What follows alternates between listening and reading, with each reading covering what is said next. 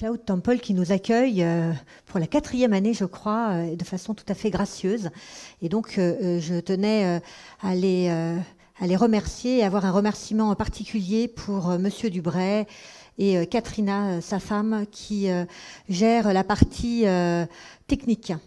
Alors, je vous propose de prendre comment dire, la dimension de l'écriture telle qu'elle m'arrive dans mon cabinet. Donc, je vous propose de faire une petite incursion dans mon espace de travail avec des questionnements différentiels de diagnostic. Voilà. Assez rarement, quand même, la famille consulte pour un souci d'écriture. Il peut y avoir, pour des enfants préscolaires ou des enfants en maternelle, des questionnements effectivement autour de la tenue du crayon ou autour de l'absence de dessin. Voilà, et le parent va s'interroger sur le retard d'écriture, mais ce n'est pas le plus fréquent. Ce qui va être le plus fréquent, ça va être des consultations pour des difficultés scolaires, voire de l'échec, avec l'interrogation autour d'un trouble des apprentissages, un trouble d'apprentissage.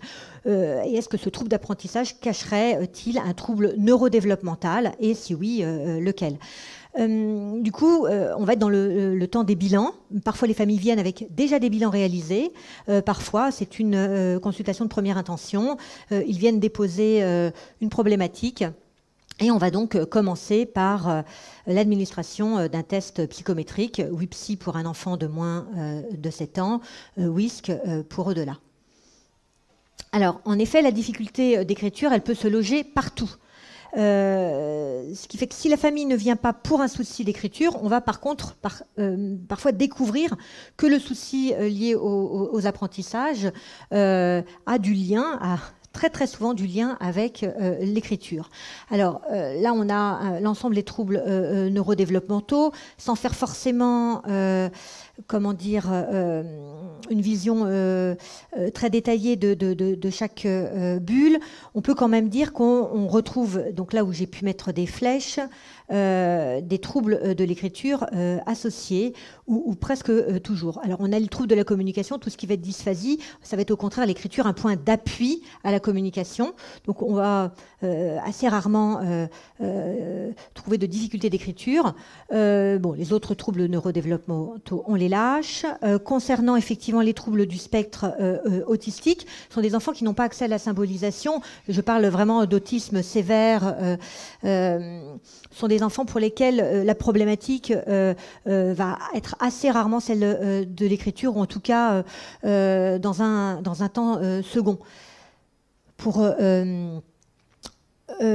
reprendre donc l'espace de mes flèches, on va avoir assez peu souvent des troubles de l'écriture chez des enfants qui sont en déficit intellectuel global.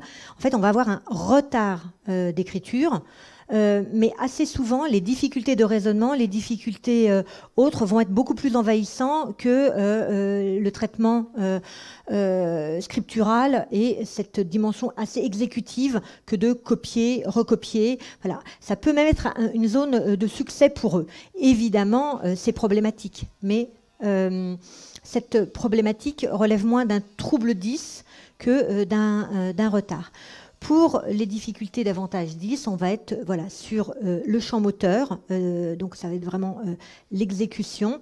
On peut être sur les différentes 10, on va revenir dessus, où à chaque fois l'écriture est engagée. Et peut-être de façon plus surprenante, mais on en a parlé tout à l'heure avec Madame Sunier, dans les déficits de l'attention-concentration, l'écriture est systématiquement, forcément, en bout de course, altérée.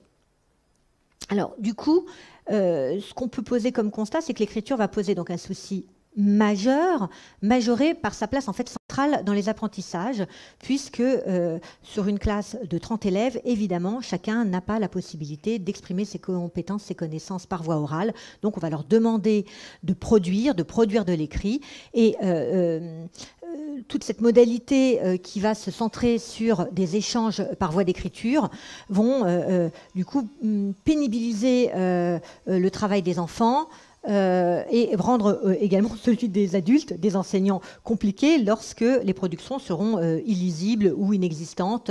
Voilà. Donc on va avoir un effet domino, c'est-à-dire que les familles qui arrivent chez moi en cabinet vont avoir une demande d'aide de consultation psy, parfois un peu généraliste, avec des enfants qui vont être en situation de souffrance scolaire, de difficultés scolaires, voire même de handicap, parfois même sans savoir qu'ils sont dans le champ du handicap. Et on va remonter donc le mouvement et on va essayer d'aller trouver à l'origine la difficulté. Donc on remonte. On pense que l'écriture a conduit à des conséquences scolaires, donc qu'il y a des troubles spécifiques des apprentissages, mais que peut-être plus en avant, en fait, il y a une déficience cognitive isolée, donc une dysfonction qu'il va falloir absolument repérer pour pouvoir prescrire des soins adaptés, donc des rééducations hors école, et également des aménagements scolaires, des suppléances. C'est-à-dire qu'il y a deux champs. Il y a ce qu'on fait pour stimuler ou pour contourner, en tout cas pour rééduquer, remédier. Ça, c'est l'affaire de l'institution de soins, parfois des familles. Il arrive qu'il y ait des familles également qui s'inscrivent dans cette optique rééducative, coachée ou guidée par des professionnels. Et puis les aménagements scolaires qui vont être davantage des espaces de confort. On va diminuer effectivement les exigences, on va permettre à l'enfant de mettre l'écriture sur une modalité de moyen pour arriver à accéder à des apprentissages spécifiques. C'est-à-dire que l'écriture n'est pas une fin en soi, mais un moyen. Et donc on va dire suppléer ce travail d'écriture. Alors après, ça dépend aussi du niveau d'âge, du niveau de classe. L'enseignement de l'écriture doit rester quand même effectivement important sur les petites classes. On ne supplée pas de la même façon à n'importe quel âge. Donc, petit rappel, l'écriture est donc une compétence transversale avec des questionnements qui vont être est-ce que c'est intelligible? Est-ce que je comprends ce qui est écrit? Est-ce que l'enfant est en capacité de copier, d'encoder, de produire, de recopier? Est-ce que c'est lisible, rapide? Là, ça va être la question effectivement de la quantité et de la qualité. Et puis, il y a la question également du rythme, de l'endurance, de la vitesse. Est-ce que l'enfant suit, arrive à écrire? Est-ce qu'il repart effectivement avec la moitié de son cours ou passer devoir noter dans son cahier de texte? Et puis, écriture et autres soucis associés. Et là, j'ai mis en parallèle, j'aurais dû cliquer avant, ça c'est tout moi, avec effectivement les différentes... voilà, en fait, quand je fais des animations, je ne m'en sers pas. Voilà, c'est pour animer ma présentation. Voilà, hop, on passe. Donc, on va arriver à un moment donné au bilan intellectuel que je ne vais pas ici décrire. Je vous renvoie à la chaîne Cloud Temple, à la chaîne Potentiel 10, pour peut-être vous renseigner et vous informer sur la WISC, mais juste quelques éléments qui me semblent importants. Elle permet, puisqu'elle est reconnue par l'Organisation mondiale de la santé, qu'elle est scientifiquement validée et reconnue par l'Éducation nationale et par les différents professionnels de la santé, elle permet de situer un enfant par rapport à sa classe d'âge. Donc ça a un intérêt énorme, le fait que ce soit un test paramétré, c'est que ça permet de situer l'enfant dans ses difficultés. Alors pas ses difficultés d'écriture, des difficultés cognitives. Et le profil cognitif va nous servir pour avoir une vision un peu holistique, globale, générale, de l'impact de l'écriture sur son fonctionnement, et à l'inverse de pourquoi l'écriture en bout de course est si compliquée, avec des prérequis, des compétences intellectuelles qui peuvent effectivement poser souci dans notamment la vitesse de traitement. Alors, on a plusieurs QI, alors on parle maintenant d'indices et non pas de QI, à part le QI total qui est resté avec le Q. Pour le reste, on est sur des indices. Alors, on a certains indices qui vont moins nous intéresser par rapport au verbal, quoique l'indice verbal, par exemple oral, s'il est effectivement très très élevé et que l'écriture ne l'est pas, voilà, ça va interroger sur les capacités de communication de l'enfant. L'enfant, il a plein de choses à dire, plein de choses à produire, il a des connaissances et il ne peut le faire que sur un mode oral avec aisance et plaisir, tandis que quand c'est dans un mode écrit, ça va le frustrer. Il peut y avoir un effet entonnoir ou un effet frustrant, notamment je pense à des enfants qui ont une pensée foisonnante, qui vont devoir effectivement être sur la linéarité et sur la narration, voilà, tandis qu'ils pourraient en parole davantage imager, métaphoriser, donner des exemples, faire des associations. Voilà. Mais voilà, sur l'écriture, on va observer essentiellement la vitesse de traitement. Et puis, on va s'intéresser à la mémoire de travail pour la fatigabilité, également pour l'impulsivité, pour la capacité à se concentrer, à se focaliser sur un support, et parfois même sur 2 supports, le support tableau ou le support copie, et puis le support d'écriture. On va aller regarder aussi du côté du visuospatial, notamment avec une épreuve de cubes, les cubes de Cosse, où l'enfant doit manipuler, et cette épreuve-là nous permet de voir s'il y a une maladresse praxique, si les difficultés d'écriture sont effectivement dans le champ de la coordination humaine, dans le champ moteur. On peut avoir vraiment des maladresses. Moi, je peux avoir des enfants qui font tomber les cubes. Alors, on peut se dire maladresse, on peut aussi se dire stress, mais on a 1h30 avec l'enfant. Évidemment, on est sur des résultats avec des scores, mais ce qui est encore plus intéressant et enrichissant, c'est de mettre en parallèle le profil de notes obtenues avec les observables cliniques. Et alors là, on est sur le profil global. On est sur des indices. Ce qui va nous intéresser, c'est de regarder dans le détail les scores aux différentes épreuves. Alors, j'en ai pris 3 comme ça, pas au hasard, mais un petit peu de façon improvisé. En fait, il y a un profil par enfant, 2 profils ne se ressemblent pas, donc on ne peut effectivement pas permettre un décryptage comme ça à l'unanimité des profils. Mais pour vous donner quelques exemples, par exemple ici, on va avoir davantage une problématique liée à un trouble de l'attention. Alors pourquoi je dis ça? Parce qu'on va avoir mémoire des images qui est même presque plus bas que mémoire des chiffres et séquence 7 chiffres. Donc là, on est sur de la mémoire à court terme. Donc on a toute la mémoire à court terme, toute l'attention-concentration qui est en dessous de la moyenne. La moyenne, c'est entre 8 et 12. J'aurais peut-être dû commencer par préciser ça. Enfin, on voit bien la grande barre qui est à 10. Et on a même une petite déflagration au niveau donc de la mémoire visuelle, tandis que là on est sur la mémoire auditive. Et puis on a une chute de code qui est une activité de reproduction graphique assez séquentielle avec un modèle, et on doit recopier des sigles qui ne sont pas des lettres pour justement ne pas évaluer la compétence scolaire, donc qui est en dessous de la moyenne. En revanche, symboles et barrages qui ne demandent pas du tout de mémorisation, il n'y a pas à maintenir en mémoire vive l'information. Là, on a le modèle, mais l'enfant, pour aller vite, pour s'éviter le balayage vertical, il va mémoriser à minima le modèle. Et là, pas. En revanche, là, il n'y a pas du tout à mémoriser, et donc sa vitesse exécutoire, elle pose aucun souci. C'est un enfant qui est rapide, limite même impulsif. Voilà. L'impulsivité, elle est assez souvent associée aux troubles de l'attention, pas toujours.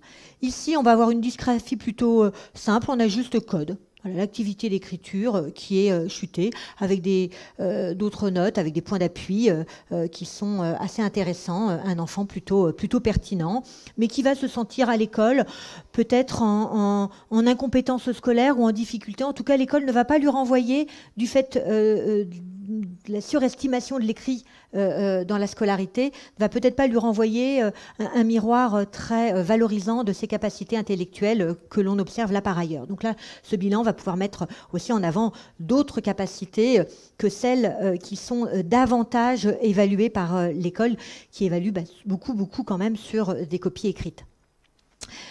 La question de la dyspraxie visuospatiale, donc là on va avoir cube, qui est chuté, et puis on va avoir barrage où c'est la même épreuve que l'épreuve des cloches que vous avez déjà dû voir. Les infirmières avant proposaient ça en grande section. L'enfant doit biffer en fait des objets parmi d'autres. C'est le jeu du lynx, hein. Et en fait ça nécessite une exploration visuelle. Donc une capacité à rechercher dans l'espace et puis à considérer les objets les uns par rapport aux autres. Voilà 3 exemples qui vont nous permettre du coup ensuite d'orienter vers d'autres bilans spécifiques s'ils n'ont pas déjà été faits et des soins spécifiques. Là, voilà, simple retard, on est souvent sur une WIPSI. Voilà, avec, là vous avez l'épreuve de code pour la WIPSI, l'épreuve de code pour la WISC, elle est tout autre. Donc vous avez une démonstration, un exemple, vous avez le modèle au-dessus et l'enfant doit effectivement reproduire. Et généralement, chez les petits, il va y avoir la WIPSI, mais il va y avoir le dessin du bonhomme, et puis on va demander à l'enfant d'écrire. Donc là, c'est un enfant qui n'a pas l'écriture cursive. On lui a proposé même un modèle pour voir si effectivement il serait capable. En fait, il a fait par-dessus, voilà, donc il dessine son prénom, et on est sur un enfant de CP. Donc ça, voilà, on est sur un petit retard graphique. Donc, la question de la dysgraphie ou de la dyspraxie visio-spatiale, elle m'importe parce que du coup, les préconisations ne vont pas être les mêmes. Dans la dysgraphie, on a un trouble qui affecte l'écriture et son tracé. On va avoir une écriture donc manuelle qui va être trop lente, parfois trop rapide et impulsive, ou alors illisible, pas endurante. En tout cas, elle va être source d'efforts cognitifs majeurs. Elle est souvent, mais pas toujours, associée à une dysorthographie. Là, l'image, on voit qu'il y a également des erreurs d'orthographe parce que l'enfant ne peut pas être en double tâche, penser et au geste d'écriture et à l'orthographe. Donc ça fait trop, il va faire le choix. Déjà, il va faire le choix de la rapidité ou de la qualité, et il va faire le choix de l'orthographe ou de la calligraphie. Et ce travail de régulation et de ne pas faire un choix tranché, les enfants aiment bien les choix tranchés, hein. Il faut savoir quand même que l'ambivalence et la capacité de nuancer, elle se développe dans le temps et qu'elle commence à être à peu près pensée au niveau métacognitif que vers 8 ans. Donc c'est ce travail-là qui va pouvoir être fait, notamment auprès d'un psychomotricien, d'un graphothérapeute. En tout cas, on va être sur, ça peut être aussi en ostéopathie, enfin voilà, en tout cas, on va être sur le champ psychomoteur. Alors pourquoi psycho? Parce qu'il y a aussi des éléments de blocage, mais bon, tout ça a été vu en première partie, des éléments aussi affectifs, psychoaffectifs qui peuvent contribuer. Dans la dyspraxie visio-spatiale, on a une défaillance au niveau du regard qui va entraîner des difficultés d'orientation dans l'espace. En fait, c'est le positionnement des objets les uns par rapport aux autres et le repérage spatial qui est problématique. Donc là, on est dans le champ visuel. Donc là, depuis quelques temps, j'oriente énormément vers bilan ophtalmique, bilan orthoptique. Parce que ça sert à rien d'aller faire de la grapho, de l'ergo, de la psychomote si on est dans un inconfort visuel.